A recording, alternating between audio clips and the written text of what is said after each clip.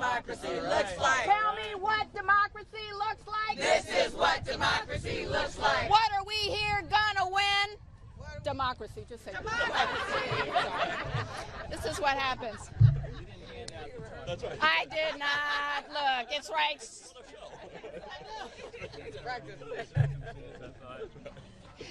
I did that without. Good, never mind. Okay.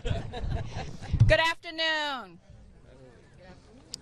My name is Maya Wiley. I am the president and CEO of the Leadership Conference on Civil and Human Rights, the nation's oldest, the nation's largest, the nation's baddest civil rights coalition in this nation. We turn 75 years next year. And I say that because we stand here wondering how we are going to save our democracy as a country.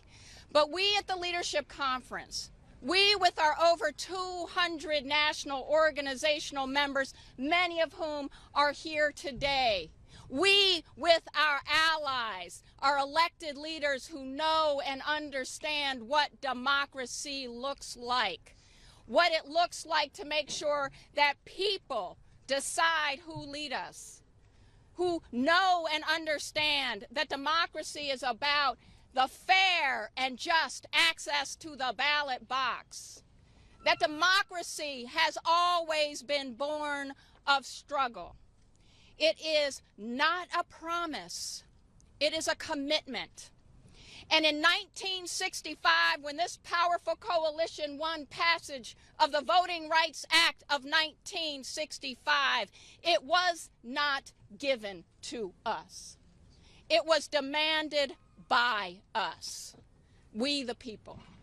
And we stand here today knowing that people, our voters, will decide the outcome of this election as we go into debate night. But we also stand here to say we know that the future is on the ballot. And while we will not tell voters who to vote for, we will always remind voters what to vote about. And that is to keep money out of our politics so that people decide. That means to say that politicians can't get between us and the ballot box because they don't like how they think we might vote. Because right now we are seeing that our people, all people, every nation, everyone in this nation, every race, every class, every community is standing up for freedom. And freedom ain't free. Freedom is a fight. Freedom is about good trouble, like John R. Lewis has always reminded us. And so I am going to step aside so that we, the people, can also hear from our elected leaders, allies who know, who understand what it means to have a democracy. And I will say this, we are here today because we know that we will win a package of legislation, a package that is a pro-democracy package, that is the John R. Lewis Voting Rights Advancement Act, that is the Freedom to Vote Act, that is the Native American Voting Rights Act, that is D.C. statehood, and that stands up to say no racist segregation-era rule rigging in the Senate will stop us from making sure we have all our freedoms. Not just freedom to vote, but freedom for what we vote for, like our right to choose when and how we have a family, our right to decide what books we read, and our right to say that it is we who decide our identities and no one else. So with that, it is my great honor and privilege to first introduce to you Senator Warnock from the great state of Georgia.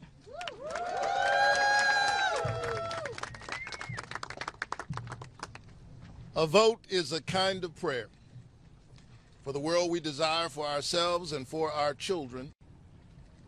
And our prayers are stronger than when we pray together. Thank you all so very much for being here as a United States Senator from the great state of Georgia. and as Congressman John Lewis's pastor, I had to be here today to stand with you because voting rights is always a top priority for me. I know that an election is around the corner, but there is no more important issue in a democracy than the health of the democracy itself. There's no more important issue in an election than the ability of the people to participate in the election and to ensure that the voices of every eligible American can be heard. Voting rights, succinctly put, are preservative of all other rights. And so this work is vital. This work is so very critical. Last Friday night, I had the sad duty of traveling to Winder, Georgia. Small town in Georgia. I was standing out on a field on a Friday night in small town Georgia, a light rain falling. And as I was on that field, I was thinking we should be at a football game tonight. When you're in high school, Friday nights are for football. But instead of cheering on their classmates, these young people sadly were standing there mourning their classmates and two very, very committed educators. Now, why am I mentioning that issue as we're talking about voting? Because it is one more example of the ways in which voting rights are preservative of all other rights. We are seeing increasingly a yawning chasm between what the people want and what they are able to get out of their democracy. This ongoing travesty of justice where gun rights and gun safety are concerned is an example of the ways in which the democracy itself is imperiled. According to a Fox News poll, and you won't hear me say that often, but according to a Fox News poll, 87% of Americans want to see universal background checks. That means Democrats and Republicans, our differences notwithstanding, Americans, ordinary people, not politicians, but ordinary people, normal people, see this issue. And they see plainly that we ought to have universal background checks, for example. That you can't say that it's not people who, it's guns, it's people who kill people, not guns, and then not want to know who the people are. Well, why are we stuck? We are stuck on this issue and on reproductive choice and on a whole range of issues because of the outsized impact of corporate interests in our politics, because of the control of money in our politics, because of racial and partisan gerrymandering, which makes state houses look very different from the way people actually vote, and ensures that politicians are only concerned about somebody being more extreme than them. And so we've got to give the people their voices back. We've got to get the people their democracy back. Voting rights are preservative of all other rights. How else do you explain 87% of agreement among Americans on any issue and no movement? We can't even get a debate in the United States Senate on background checks in spite of the agreement among everyday Americans. And so this is work that we have to do. We have to remain loud on this issue. We can't quiet down, not even for a moment.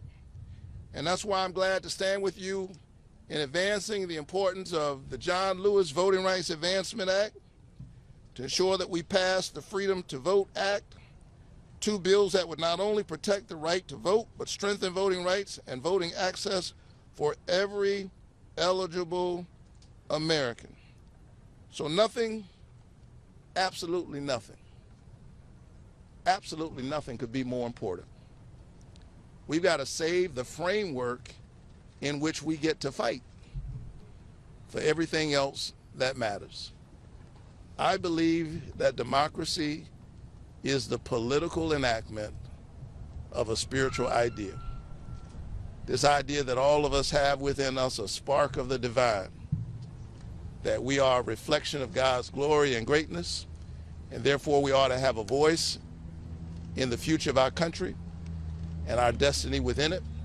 We stand united in our absolute commitment to advance that work and to preserve it for our children.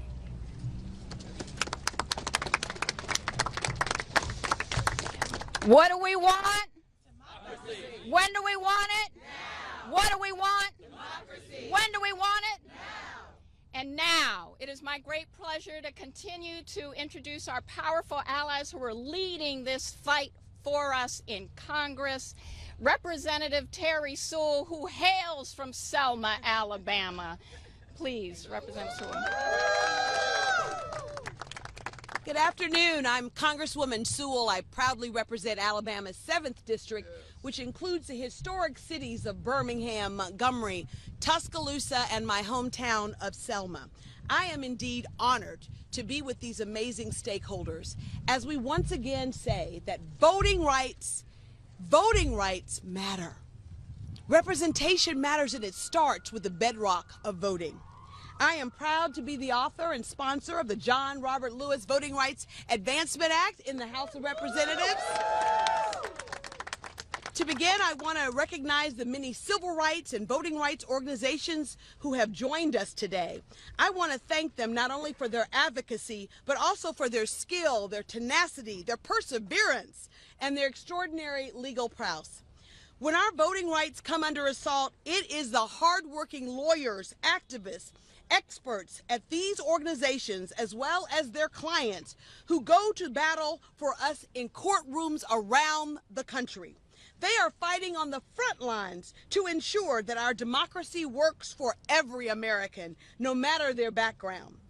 It is why I'm so proud to stand alongside them in demanding that my colleagues take up the John Robert Lewis Voting Rights Act, the Freedom to Vote Act, the Native American Voting Rights Act, and so much more, because our democracy depends upon the ability of every American to have access to the ballot box, and that is what we're fighting for. The right to vote is the bedrock of our democracy. In the words of John Lewis, it is precious. It is almost sacred. Actually, if you close your eyes, you can hear him say that. He said it over and over again. He reminded us that the vote is precious. It's almost sacred. In my hometown of Selma, where foot soldiers like John Lewis shed blood on a bridge for the equal right of all Americans to vote, this fight is personal for me. They marched, they prayed, and some even died for the right. Never did I think that the cause for which they fought almost 60 years ago would become our cause too. Didn't we win that fight? Yes. Yes. Didn't we get the Voting Rights Act of 1965? Yes. But it goes to show you that progress is elusive, and every generation has to fight to hold on to the progress that we've made and to try to advance it. And so this is our effort. This is our moment to stand up, to stand tall and say, we're not going back. We're going forward. And we're going forward by making sure that our democracy works for everyone. We in Congress cannot continue to sit by as extremists attack the very foundation of our democracy. We should be working to ensure that every American can cast their ballot. And we can only do that if we work together. That is why we're on this triangle in front of the Capitol, and we're demanding not only that the House take it up, but that the Senate pass it. Yes. Now, we've taken it up twice, and we've taken it up. I filed this bill 5 Congresses. Count them, 5 Congresses. And I'm looking forward to filing it on the 6th Congress. 6th time next year. But you know what? It doesn't matter if we don't get the Senate and the filibuster, the structural changes that we need in order to fight for our democracy. I know that Senator Warnock, who carries this bill on the Senate side, understands this fight. And even though we've passed the John Robert Lewis Voting Rights and the Freedom to Vote Act twice out of Congress over the last 5 Congresses, we know that it's been stymied in the Senate by an archaic structural practice, I hear, of senators called the filibuster. But we will not be denied. Right. We can be tired, we can be frustrated, but we cannot be denied, and we cannot be deterred.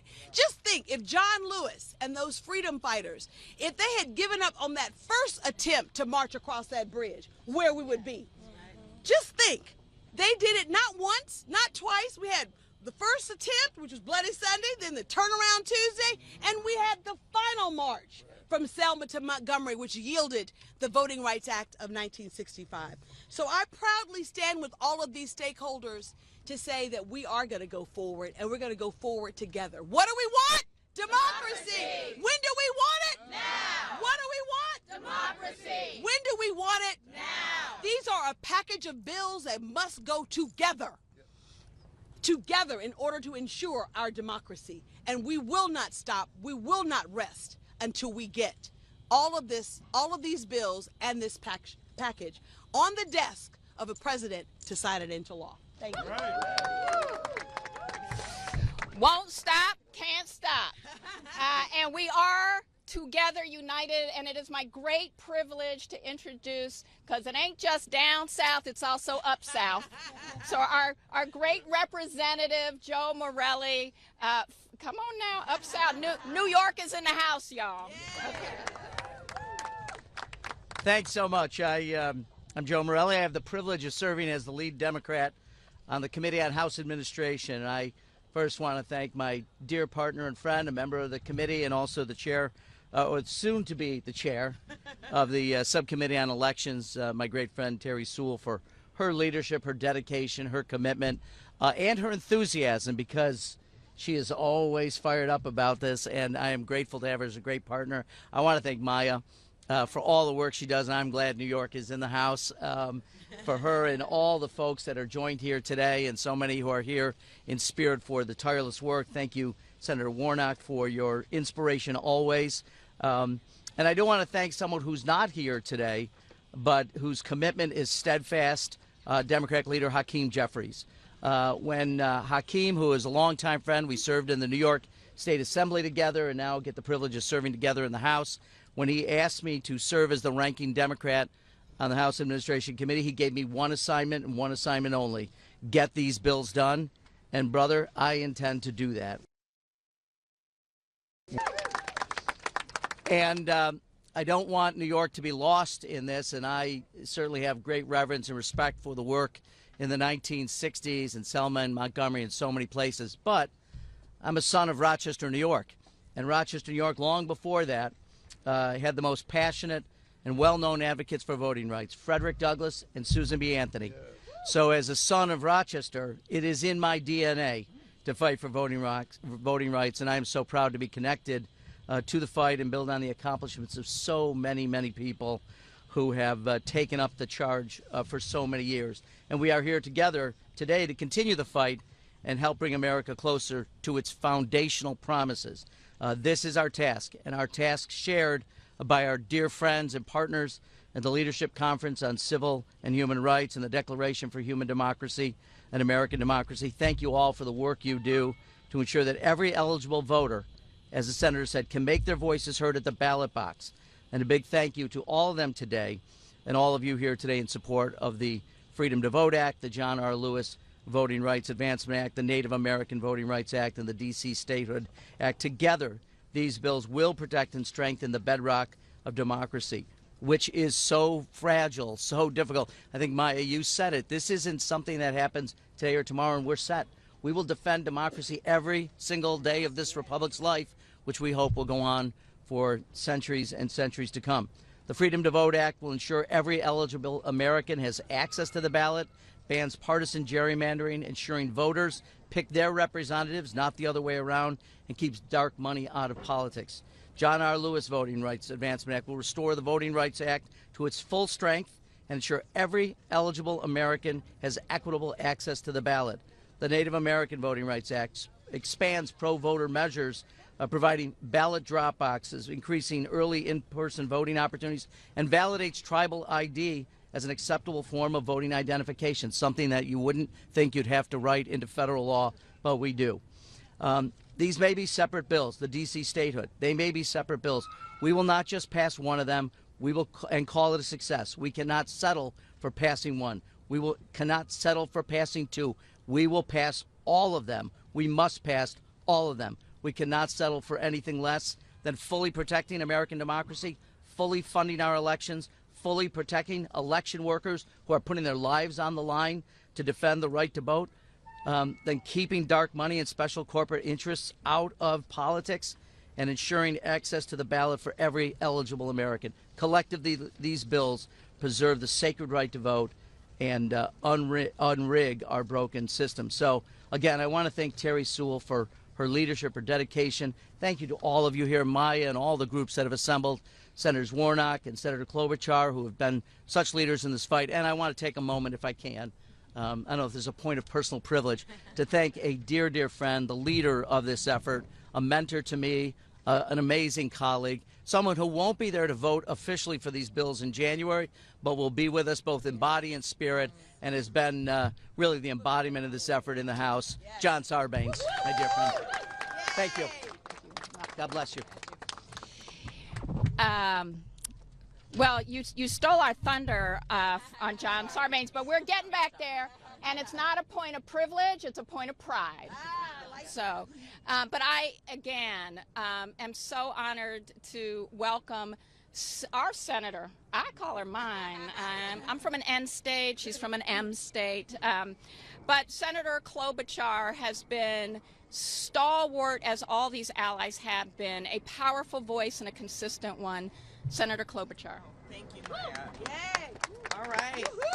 Well, thank you, Maya. I know you've heard from my wonderful friend, Senator Warnock. We have votes going on, so I appreciate your understanding. Joe, thank you. We chair similar committees and working together on all this. John, truly the leader on this from the very beginning. Congressman Sewell, thank you for your leadership. I know how you will never stop until I go and speak to the Alabama delegation, which I did do in Chicago. I want to thank Damon and also Janae, Margaret, John, Monica, Christine, all the advocates. Tiffany Muller has joined us. Thank you. I think we all know that nothing is more fundamental than the right to vote. And everything has been said here, but in the Senate, as we say, I haven't said it. So I'm going to take a little different tack on the Freedom to Vote Act and, of course, the John Lewis Act. But as you all know, these bills have passed in the House, and they will pass next year when the majority changes hands. This is my prediction. But in the Senate, we did have a vote, and it was so close in terms of an exception to the filibuster for these important bills. And I just want to emphasize what that meant. We convinced, 48 of our colleagues that filibuster, while some of them may still want to keep it in place, that there have been over 100 exemptions in the history of America, and that voting and civil rights should be one of those exemptions. So I want to make clear that we are still on the precipice of getting this bill done, and the needs are more than ever. We have basically seen in states camo-dressed people standing in the lines in Arizona trying to intimidate people out of voting. We saw a man who was urged on by what he read on social media try to bludgeon the Speaker of the House, then Speaker of the House's husband, to death.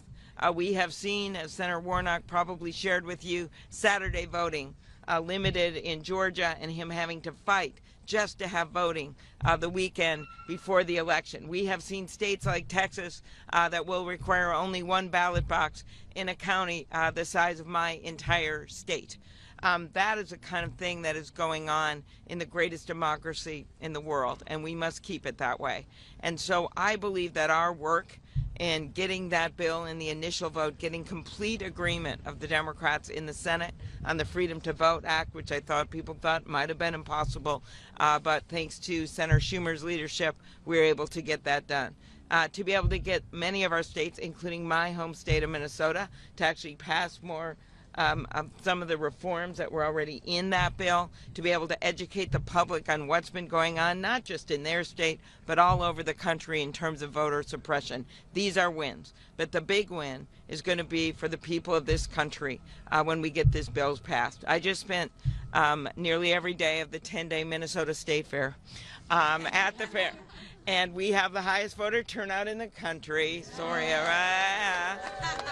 so I have people come up to me all the time and say, I voted for you, thank you. Or, I didn't vote for you, but I voted and I do appreciate what you did on such and such. That's because people feel part of the franchise. And that's what this bill is about. That's how you make good laws. That's how you reach out to people. That's how they don't feel alienated, when you make it easier for them to be part of this. So I commend my colleagues. I'm excited about what the future holds in terms of what we're going to get done on these important pro-democracy bills. And I want us never to give up heart. The American people never give up heart. They're there. We got to be there. Let's get this done. Thanks, everyone.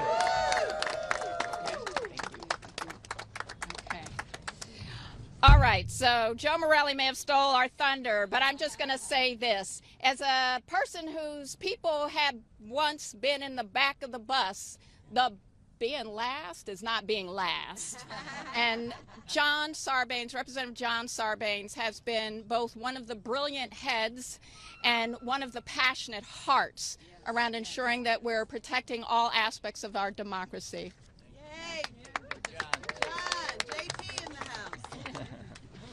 Thank you, Terry. Just wanted to let people know how way back we go. Way back. 35 years back. So first off, heartfelt thank you to Maya and to Leadership Conference, not just for this leadership, but for the leadership of decades, always assembling those who need to be assembled to keep up the fight for voting rights, for dignity, for justice. Voting rights is human rights. That's part of the name of the Leadership Conference, and that signals why the stakes are so high around these bills. It's been a privilege of a lifetime to be part of this democracy team. The thing about that team is it keeps showing up, it keeps getting bigger. It comes every day with more determination and persistence. Once you're on that team, you can never get off the team. So it doesn't matter whether I'm in that chamber or I'm outside here, I will be part of that team until we see the success, until we get to the top of the mountain. There are two things that affect the average person's sense of their worth in our democracy, whether their voice actually matters. The first is their ability to get to the ballot box. That's the first step in terms of your dignity, your worthwhileness, being able to step into the marketplace of ideas and express yourself. And this package of bills will ensure that people get that ballot access. But the other part that is about your voice is whether after you've elected people because you got access to the ballot, they go carry out your wishes and dreams.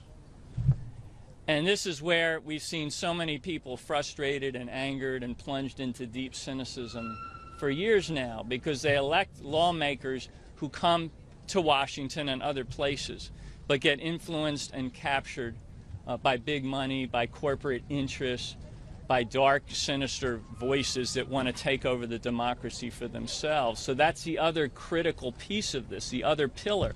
You put these bills together and we have an antidote for that cynicism. That's why so much is at stake, and that's why the people assembled here, the groups that are assembled here, who represent millions of Americans out there who have this dream of restoring their democracy, have come together in a powerful coalition that, as Terry said, will not be denied.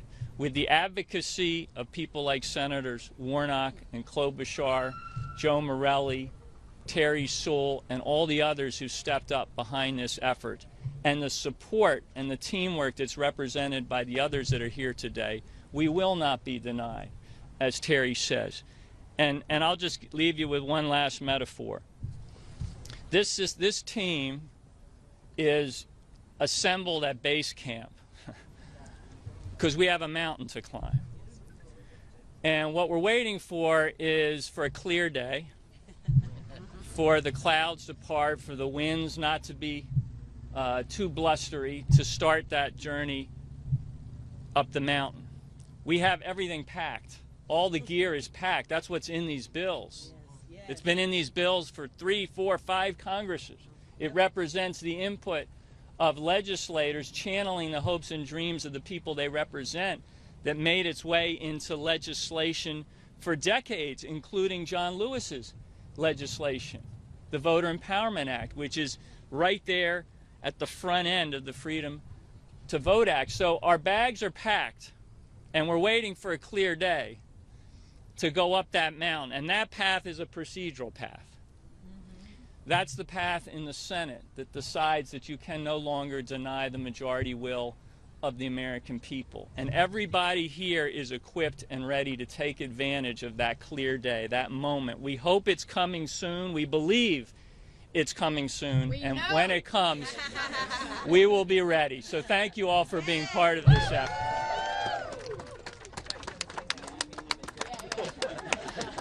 We were formulating the soundtrack as yes. But yes, we know it's coming because we're going to bring it. We know the mountain's getting climbed because we are forging the path up the mountain. And we're doing it together, and you are now going to hear from the fearless. And I won't say tireless, because we get tired.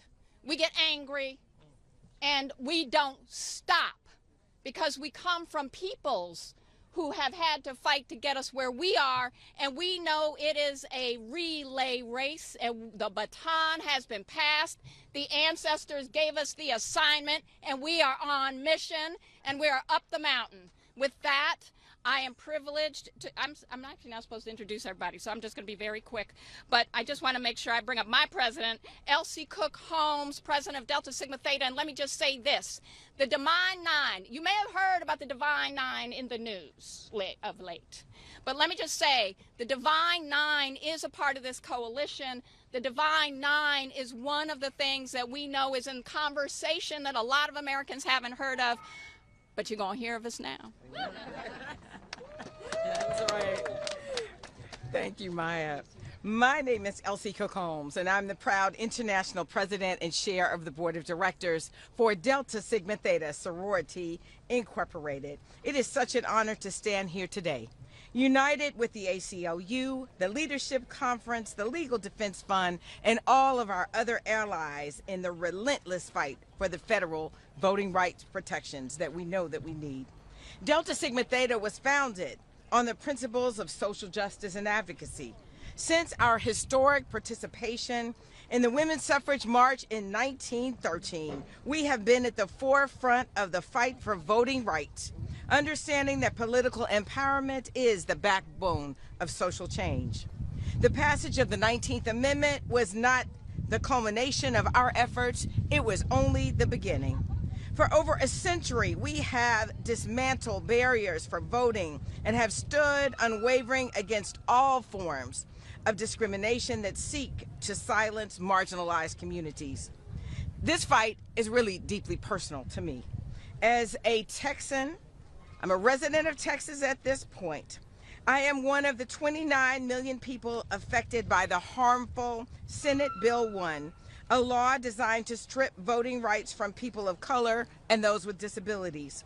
Texas is truly the battleground, and Delta Sigma Theta has joined the fight as co-plaintiffs. When asked about the dangers of SB 1, our own Sarah, Sharon Watkins Jones, as she testified, powerfully stated, SB 1 is the threat. As we continue our work on state-level strategies to protect voting rights, state by state, the absence of federal legislation forces us into a perpetual cycle of defense.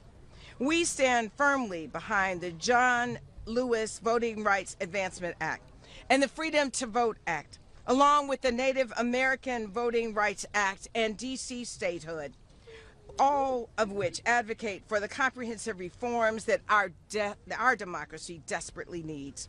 Together, we will not just fight, we will win. Because we know when we fight, we win. So may our collective voices echo through the halls of justice, reflecting the cries and aspirations of all of our communities. Never forget, we are a force for justice. We are a beacon of hope, and together we will effect real, lasting change. So what do we want? Democracy! When do we want it? Now! Okay, so I am going to actually give you the names of the next 3 speakers, so that, because it's hot in here, but we're going to make it hotter in there. But it's my pleasure to introduce Janae Nelson, President and Director Counsel of the Legal Defense Fund, Khadija Stone, who is a plaintiff in Allen versus Milligan before the Supremely Unjust Court, and Taiwan Scott, who is plaintiff in Alexander versus South Carolina, in that order. Thank you, Maya. Good afternoon, everyone. I am Janae Nelson, and I am so proud to lead the Legal Defense Fund and to be here with so many colleagues and clients and committed people to this fight. I am also thrilled to be joined by 3 plaintiffs, one of whom you just heard from, Elsie Cook Holmes, and 2 others, Taiwan Scott and Khadija Stone, who you'll hear from after me. They will tell their stories about voter disenfranchisement and voter suppression. And those stories are representative of those of thousands of voters across the country who are now facing extremist voting laws as a result of a decision by the Supreme Court over a decade ago that you may have heard of, Shelby County. That decision gutted the Voting Rights Act and left those of us on the front lines of the fight for democracy with a shredded shield to protect the sacred and precious right to vote. So we are here today to demand not only that that shield be repaired, but that we have even more protections that we all are deserving of. LDF has been fighting unceasingly to protect the birthright of Black people in this country to participate fully in our democracy. Since we were founded in 1940 by Thurgood Marshall, who went on to become the first Black Supreme Court Justice, we have been fighting for a democracy that is inclusive, that is fair, and that is free.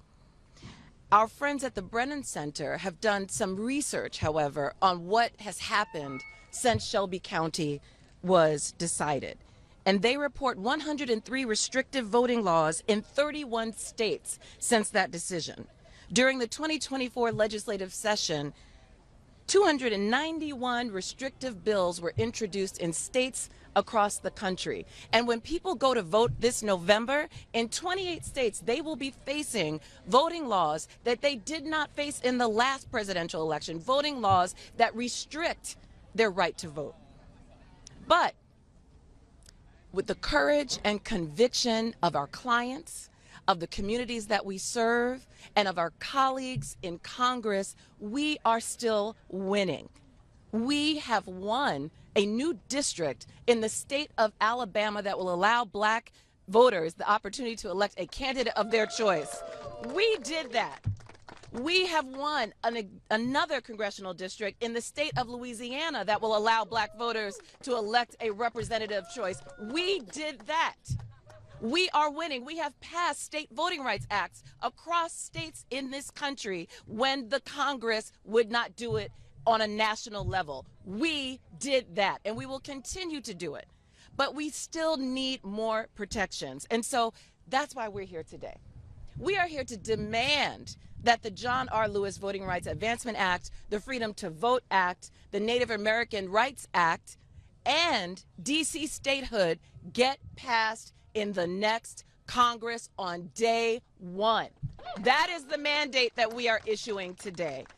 And our wonderful congressional leaders, Representative Sewell, Representative Sarbanes, and Senators Warnock and Klobuchar and Morelle, they cannot stand alone. Every single member of Congress has a duty to this country to pass this package of legislation. And I will say that Thurgood Marshall gave us a mandate many years ago, and that was to guard this democracy, not just for ourselves, but for future generations, for the cohort of young voters that will be the largest cohort of young voters that this country has ever seen this upcoming election. He told us, this is your democracy. Make it, protect it, and pass it on. And that's what we are doing with this package of legislation that we are fighting for. And that is what we must demand of Congress at every turn. Democracy will not die on our watch. It will not die on our watch. And I will invite two of our clients to come up, Kadita Stone and Taiwan Scott, to tell you their stories. Thank you.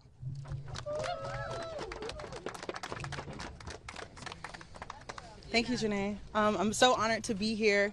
As Janae said, my name is Kadita Stone, and I'm a plaintiff in the Allen v. Milligan Supreme Court case that went before the Supreme Court.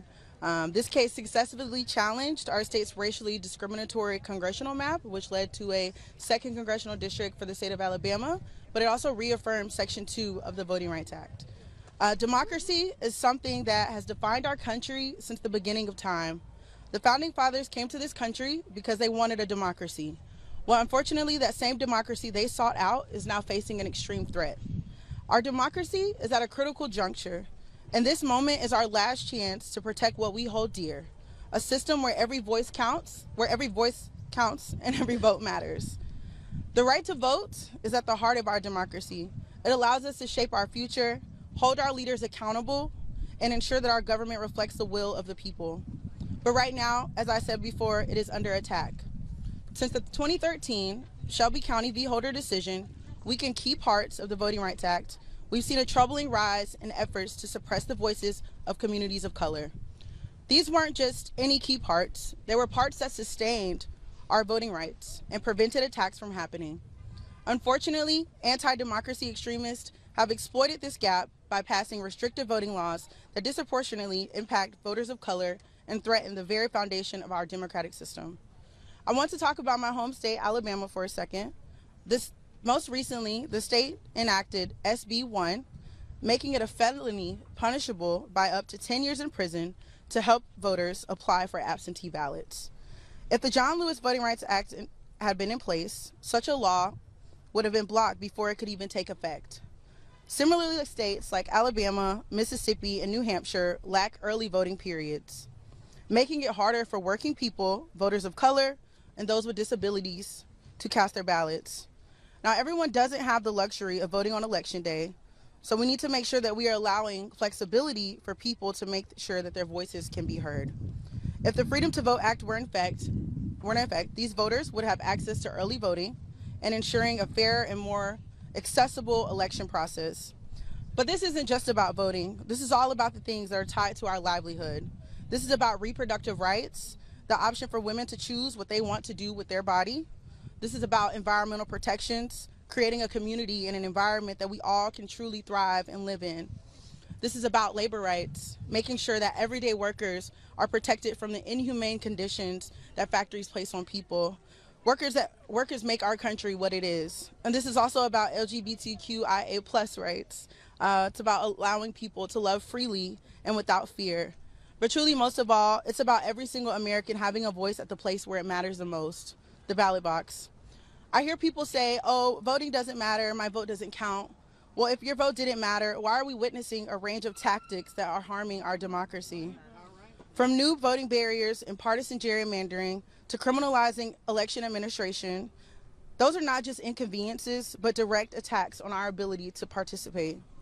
The gap in voter turnout between white voters and voters of color has widened, especially in areas that once needed federal approval for changes.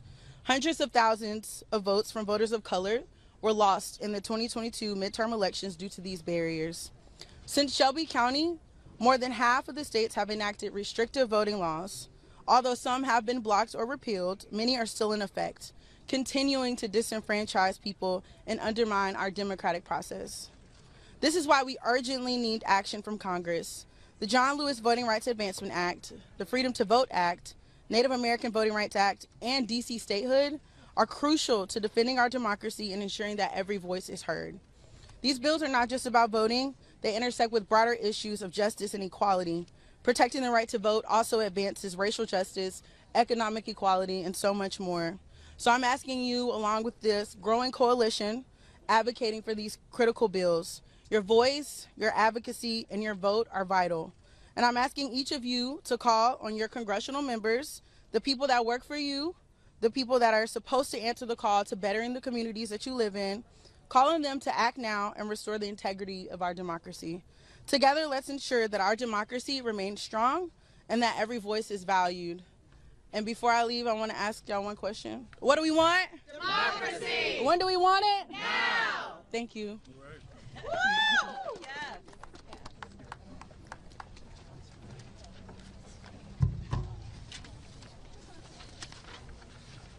Good afternoon.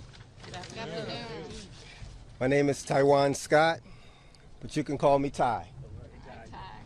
I'm from Hilton Head Island, South Carolina. And I stand before you today not only as a proud member of the Gullah Geechee community, but also as someone who had to fight for our voice, our land, and our future. I was the plaintiff in a federal redistricting lawsuit against the state of South Carolina, represented by the ACLU and the Legal Defense Fund. Thank you for being there, always on the front line. A case that exposed the blatant racial gerrymandering and targeting of my community. Roughly 30,000 Gullah Geechee residents were removed from our rightful congressional district and packed into one in a deliberate move to lessen our political power. This was calculated and stripped us of our opportunity to elect a candidate who understands our history, our struggles, and our needs. The Gullah Geechee Cultural Heritage Corridor, which Congress itself established, was meant to protect our culture.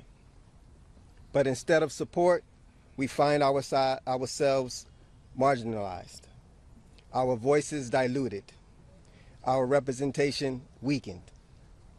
Even though 3 federal judges ruled in our favor after an 8-day trial, the Supreme Court chose to disregard that decision, forcing us to live and vote under a racially gerrymandered map. This is why federal voting right legislation is so critical.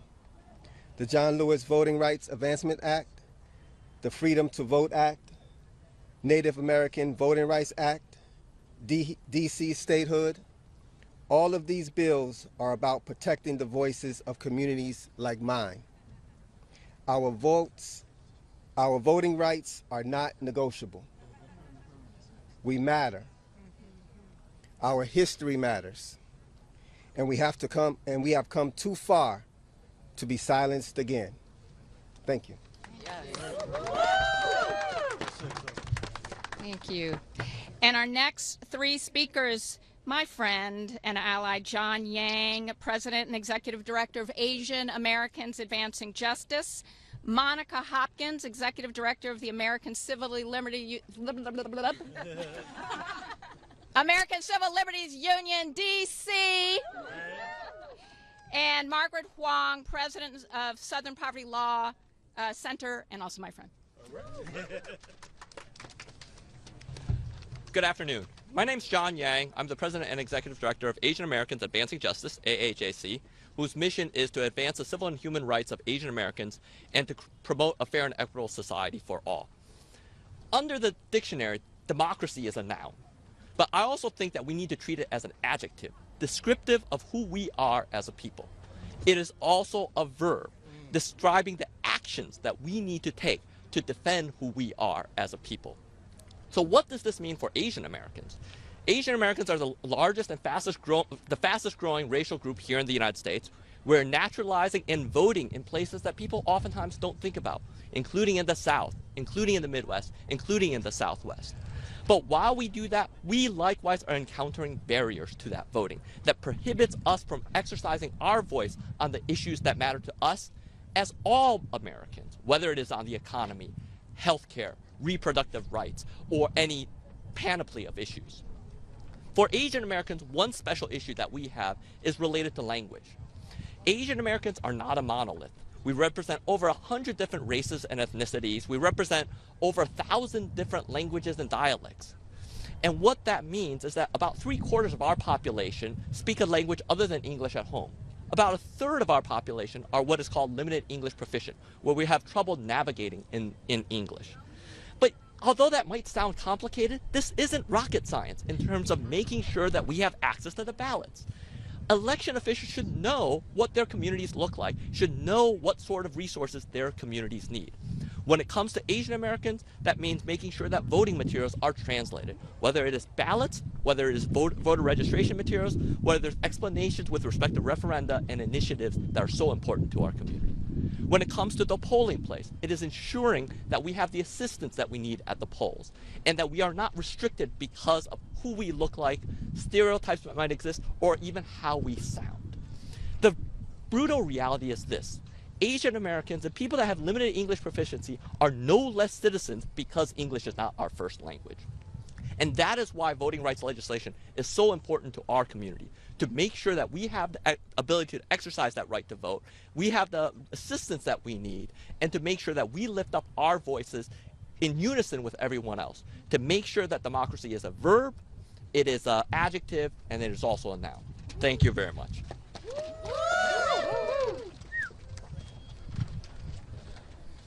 Hello, I'm Monica Hopkins, Executive Director of the ACLU of DC, the local chapter of the National ACLU. And I'm here to talk about DC statehood. We are so excited to stand with an incredible coalition that understands that we cannot call ourselves a democracy. We cannot say that we actually care about voting rights and disenfranchise over 700,000 people in the very capital city. It is so important to have DC statehood as part of this package. For those of you who like history, in 1867, DC became the first jurisdiction in the country to give black men the right to vote. 4 years later, when black men started to gain political power, Congress took that right away from them. It wasn't until 1965 that the residents of DC could actually vote for our president. In 1973, we finally got a mayor and a council, and we are sort of self-governing. But imagine this. Imagine voting for your own representation. Imagine voting for the things that you care about and being represented in your state legislatures, only to have congressional members who do not represent you, who you did not vote for, overturn your laws, not let you enact your laws, and tell you that your voice does not matter in a democracy.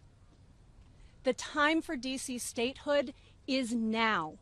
If you care about voting rights, if you care about our democracy, you cannot do it by leaving out the 700,000 residents of the District of Columbia, and we are so glad to be standing in solidarity with such a powerful group. Thank you.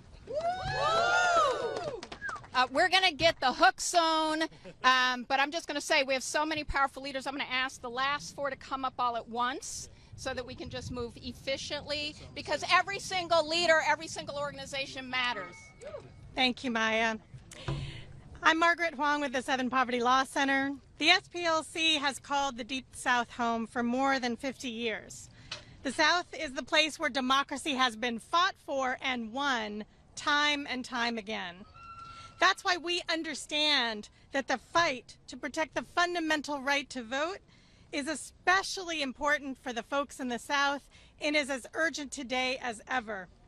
In the South and across our country, lawmakers are proposing and passing hundreds of bills designed to undercut our constitutionally guaranteed freedoms and to silence the voices of Black, brown, and Native voters. We have seen these efforts in Alabama. You heard about SB 1, where you can be prosecuted for helping someone to complete an absentee ballot. Thankfully, our Congress has the opportunity and the power to push back. Our congressional leaders can restore these rights that are being eroded in our communities across the country. We're here to urge them to prioritize the passage of the John Lewis Voting Rights Act, the Freedom to Vote Act, the Native American Voting Rights Act, and D.C. statehood. Our campaign, The South's Got Now, will focus on motivating and engaging young people of color across the South to make our way to the polling places this November. We are ready to stand up, not to allow our democracy to be dismantled, but to be protected and advanced every day. Thank you.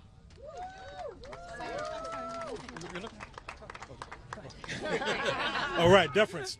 Good afternoon. Damon Hewitt, President and Executive Director of the Lawyers Committee for Civil Rights Under Law. Our mission is to ensure that Black people, people of color, and all Americans have the voice, the opportunity, and the power to make the great promise of democracy real. Otherwise, democracy is not a promise, it's just words on paper. Let me take you back to 2020. Historic voter turnout across communities, across geographies. There's a reason for that. In the midst of a global pandemic that eventually claimed over 1 million lives, people turned out en masse. People who were told your voice and your vote didn't matter. I think the great lesson from 2020 is that democracy works if we let it. Because momentarily, so many jurisdictions made it easier for people to vote. What have we seen since then, 2021 and beyond? Hundreds of bills in dozens of states trying to make it harder for people to vote, especially people of color. We know full well through our litigation in places like Georgia and Texas that these efforts are in full swing to make it harder for people to vote. We also know through our role in co-convening the National Election Protection Coalition, the nation's largest nonpartisan coalition to protect voters that all of us are a part of here at this dais. We received over 250,000 calls from voters in the 2020 cycle because people were eager to cast their ballots and they wanted to help with those problems. We're ready to stand with folks now with the 866 I Vote hotline and hotlines in Spanish, in multiple Asian languages, and Arabic to make sure that voters are not just ready, but that voters are protected and defended. We're also going to do our part here on the Hill.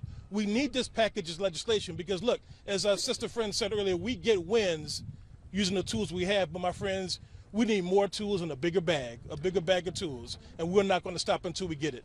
We want this bill. What do we want? Democracy. When do we want it? Now. Thank you. Good afternoon. My name is Allison Neswood. I'm an attorney with the Native American Rights Fund, the nation's oldest and largest nonprofit law firm focused exclusively on the defense of Native American rights.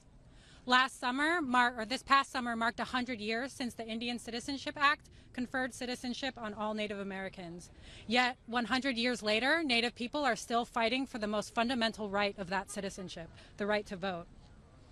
Colonization has been brutal for our people. The federal reservation system, forced assimilation, and the theft of our land and resources have left many of our people geographically isolated and impoverished, and systemic neglect has left our communities without basic infrastructure like residential addresses, mail delivery, and internet connectivity. These structural challenges caused by the mistreatment of our people mean that Native Americans often have to travel the farthest to vote while having the fewest resources to cover those travel costs and other voting costs. They also mean that Native people often can't take advantage of online voter registration or voting by mail to lessen the barriers they face. At NARF, we litigate against the residential address requirements, the ballot collection bans, the vote dilution, and the other contemporary practices that often leverage the structural inequalities in our communities against us to disenfranchise our people. From these experiences, we are clear-eyed that passage of a strong John Lewis bill, which strengthens the tools we have to fight these battles in court, and a strong Freedom to Vote Act with its nationwide standards for accessible elections are essential to the fight for Native American voting rights. The Native American Voting Rights Act is an essential supplement to these bills because it will ensure that equitable voter services, including registration opportunities, polling locations, and vote-by-mail opportunities exist in our tribal communities. Native people always rise, and in doing so, we help not only ourselves, but we push this country ever closer to its stated ideals of consent of the governed. Following in our ancestors' footsteps, we cast ballots against the odds. We fight for our rights in the courts, we organize, we live our traditions, and we fight for the policies that will ensure our communities and our future generations have a say. Thank you to our partners in the Leadership Conference Coalition and to the sponsors of the Native American Voting Rights Act for being a part of that fight. Let's pass this common sense package of democracy reforms and win the inclusive democracy we all deserve.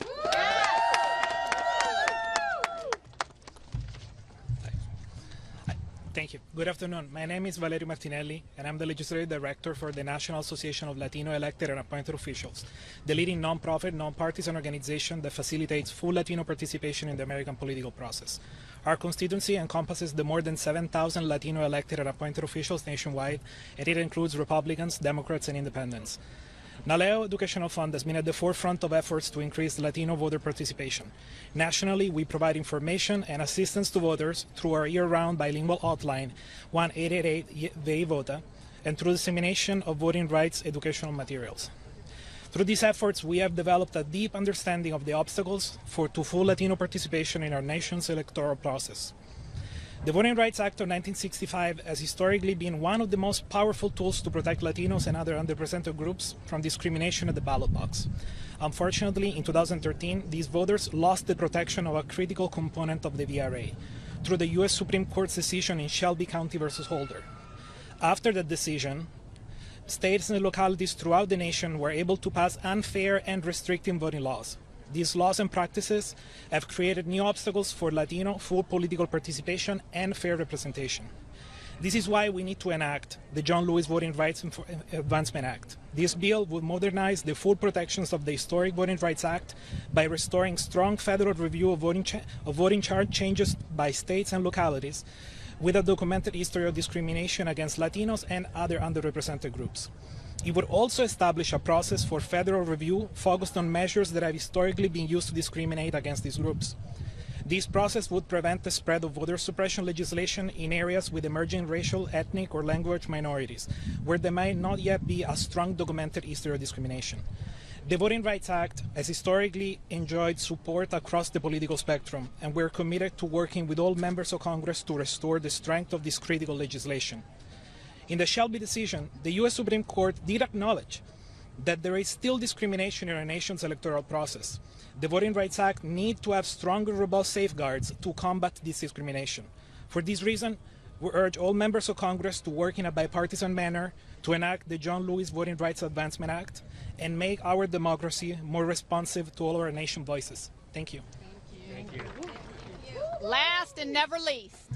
Thank you. My name is Karen Stone. I'm Vice President of Public Policy and Government Relations at Planned Parenthood Action Fund. Reproductive freedom and the freedom to vote are inextricably linked, and they are both under attack. Since the Supreme Court overturned Roe, 22 states have banned abortion. Almost half of women of reproductive age and more than half of Black women live in those states. And it is no coincidence that the states that have banned abortion are some of the states that have passed the most restrictive and harmful voter suppression laws. The right to decide if or when to have a child is essential to a person's ability to control their own life. Abortion access is essential for equality, but anti-abortion extremists are trying to control our bodies, our lives, and our futures. And they will stop at nothing until they undermine our most essential civil and human rights. They know that our freedom to vote and fair elections are critical to electing champions who represent the values of the 8 in 10 Americans who support the legal right to abortion. They know they can't win on the merits of their unpopular policies, so they attack the right to vote and enact other harmful anti-voter policies. Planned Parenthood Action Fund is proud to join with our partners, our incredible partners here today, and the incredible champions in Congress in support of the Freedom to Vote Act, the John Lewis Voting Rights Advancement Act, the Native American Voting Rights Act, and DC statehood, because we know we cannot protect reproductive freedom without also protecting the essential right to vote. We may be over time, but we are on time, because we're on time for change. And I say, I say can't stop, you say won't stop. Can't stop. Won't stop. Can't stop. Won't stop. Can't stop. Won't stop. Democracy, y'all. Thank you.